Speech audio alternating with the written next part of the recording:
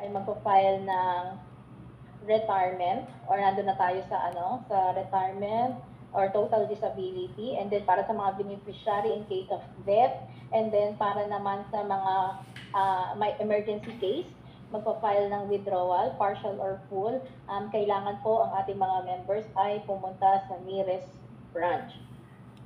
Okay, so sa nearest branch po ay kailangan ninyo mag-fill out ng request verification form. So, ilalagay nyo lang po dito is kung ano yung case na gagawin niyo. For example, withdrawal. So, kung withdrawal, kailangan nyo lang po yan ilagay dito sa lower part. May nakalagay na others na withdrawal of pension booster. But make sure po kapag partial withdrawal ang gusto nyo, ilagay nyo po yung specific amount na kailangan po ng ating mga members. So, for example, meron ka 100,000, ang gusto mo lang naman, kailangan mo lang is 50,000. So, pakilagay po natin na 50,000 yon. And then, kung full withdrawal naman po, kailangan nyo po ilagay na full withdrawal.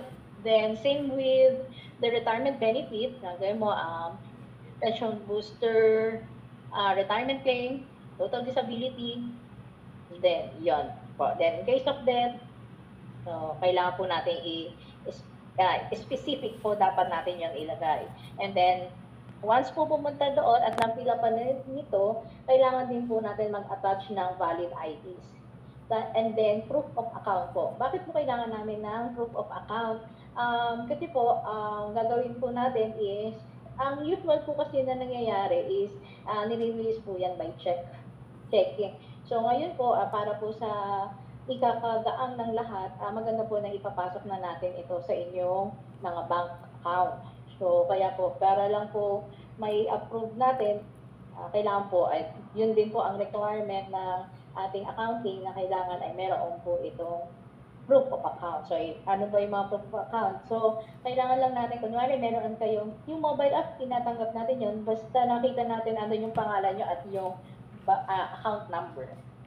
Okay? And then, meron din tayo na passbook. Kasi sa passbook, andun yung name mo, andun din yung bank account number. Yung iba naman, nagbibigay ng picture ng ATM. Kasi ngayon, dati kasi walang mga bank account number yung ATM. Ngayon, meron na sila. So, yung mga ganun. So, kailangan lang natin makita bank account number at kanino nakapangalan yung account. So, since dahil kayo po ang member, dapat sa inyo po nakapangalan ng account. Hindi po tayo nag-a-accept ng joint account. So, kailangan po ay individual yung account natin. Then, ang gagawin lang, isa-submit lang dahil nasa branch kayo, isa-submit nyo lang po. And then, after that, wag po kayong matakot na may tumatawag sa inyo from SSS dito sa Voluntary Provident Fund. Kasi pinagkakamala kaming scammers na taga-SSS daw kami. Yes, taga-SSS kami. And then, nagbe-verify lang po kami pag meron kami tinatawagan na mga members. So, baka meron lang na meron lang doon sa pinasa mong form na kailangan na confirmation, kaya po tayo tumatawag. Okay, so huwag po kayo matakot pag may tumawag na taga-PPFD sa inyo. Okay, so bali, yun lang po. And then, ito yung sinasabi ko sa inyo kanina. So, kung meron kayong request na statement of account or meron kayong mga questions sa mandatory provident fund, at meron din kayong question sa pension booster at isama nyo na yung peso fund program para doon sa mayroong mga peso fund, pwede po kayo mag-inquire dito sa bpfd at sss.gov.ph po. Okay? Then, okay? So, yun lang po. Alright. Thank you very much po, Ma'am Mary Chris, for that very detailed discussion